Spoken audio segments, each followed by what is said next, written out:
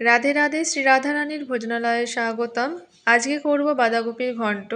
যারা বাঁধাকপি খেতে ভালোবাসে না তাদেরকে একবার হলো বাঁধাকপির ঘন্ট এইভাবে করে পরোটার সাথে একবার হলো পরিবেশন করুন, তারাও কিন্তু এই বাঁধাকপির ঘন্ট খেতে খুব ভালোবাসবে। তার জন্য দেখতে হবে শেষ অবধি। রেসিপিটা খুবই সোজা আর খুবই সাধারণ রেসিপি, তবে হবে অসাধারণ। তার জন্য প্রথমেই নিয়েছি বাঁধাকপি, এরকম সরু সরু করে বানিয়ে নিয়েছি।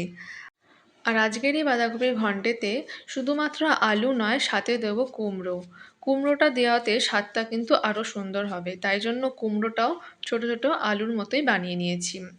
আর বাঁধাকপিটাকে আমরা সবসময় গরম জল দিয়ে সাথে লবণ দিয়ে ধুয়ে নিই, তাতে বাঁধাকপির যে একটা গন্ধ থাকে সেটা অনেক অংশটাই কমে যায়।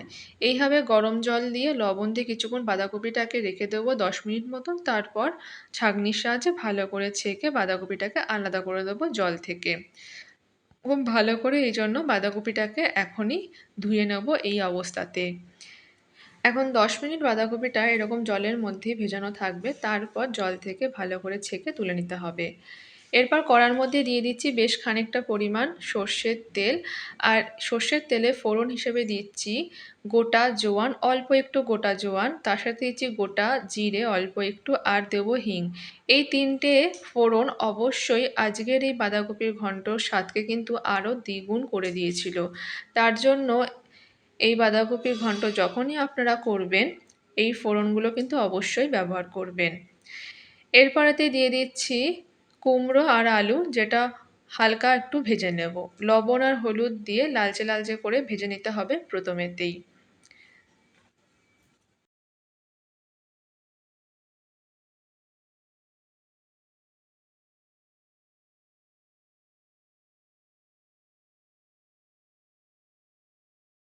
এবার দিয়ে দিচ্ছি স্বাদ মতন লবণ, আর দিয়ে দিচ্ছি অল্প একটু হলুদ। লবণ আর হলুদ দিয়ে আলু আর কুমড়োটাকে এইভাবে লালচে করে ভাজা হয়ে গেছে। এখন এর মধ্যেই দিয়ে দেব বেশ কিছুটা পরিমাণ টমেটো।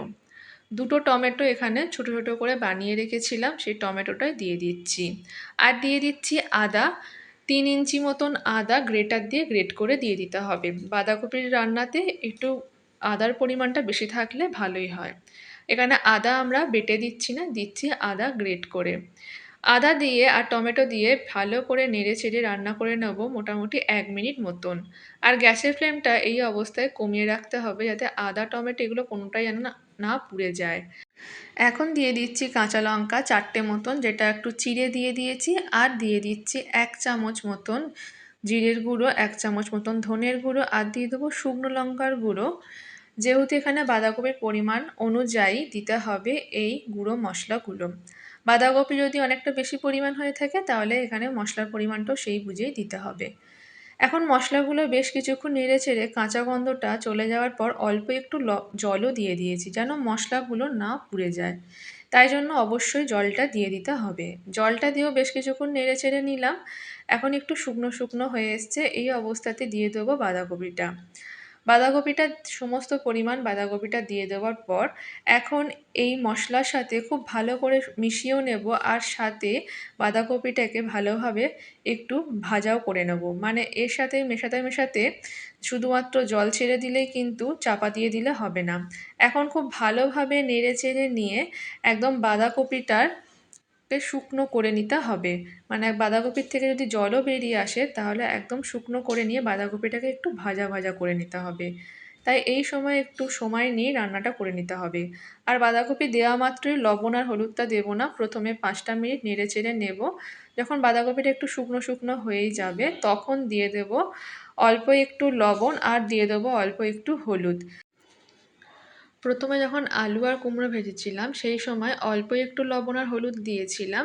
এরপর সমস্ত মশলা দিয়েছি, তারপরে কিন্তু আর লবণ হলুদ দিইনি, যেহেতু এখানে বাঁধাকপির পরিমাণ অনুযায়ী সবার শেষে লবণ আর হলুদটা দিলে তাহলে স্বাদটাও ঠিকঠাক হবে। তো এখানে এবার দিয়ে দিচ্ছি স্বাদ মতন লবণটা, আর দিয়ে দিচ্ছি হলুদটা। এবার দিয়ে খুব ভালোভাবে নেড়েচেড়ে আরও 5 মিনিট মতন রান্না করে নেব। এই অবস্থায় গ্যাসের ফ্লেমটা বাড়িয়ে রাখলে ভালো হয়, যেহেতু বাঁধাকপি থেকে যদি জল বের হয় তাহলে সেটা শুকিয়েও যাবে আর তাড়াতাড়ি রান্নাটাও হয়ে যাবে। এখন বাঁধাকপিটা এখানে খুব ভালোভাবে নেড়েচেড়ে রান্না করব। আর যত ভালোভাবে বাঁধাকপিটা নেড়েচেড়ে রান্না করা হবে ততই কিন্তু বাঁধাকপির স্বাদটা খুব সুন্দর হয়ে থাকবে। এখন খুব ভালোভাবে রান্না করে নেওয়ার পর বাঁধাকপিটা এরকম শুকনো শুকনো হয়ে এসছে, তখন অল্প একটু দিয়ে দেবো জল।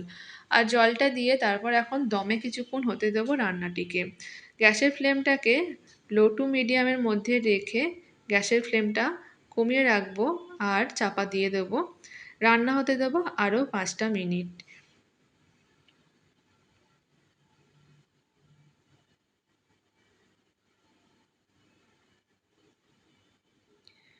5টা মিনিট পর ঢাকনা খুলে নিয়ে দেখে নেব আলু, কুমড়ো আর বাঁধাকপিটা খুব ভালোভাবে নরম হয়েছে কিনা।